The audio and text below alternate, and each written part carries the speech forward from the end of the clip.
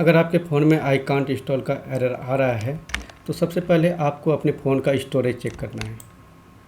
Storage check करने के लिए आपको अपने मोबाइल के सेटिंग पे जाना है। सेटिंग पे जाने के बाद अबाउट डिवाइस पे आपको क्लिक कर देना है। क्लिक करने के बाद आप अपने फ़ोन का स्टोरेज यहाँ से चेक कर सकते हैं। अगर आपके फ़ोन में स्टोरेज अवेलेबल नहीं है, उसके बाद भी आप एप्लीकेशन इंस्टॉल करेंगे तो भी आपके फ़ोन में आई कांट इंस्टॉल का एरर आएगा।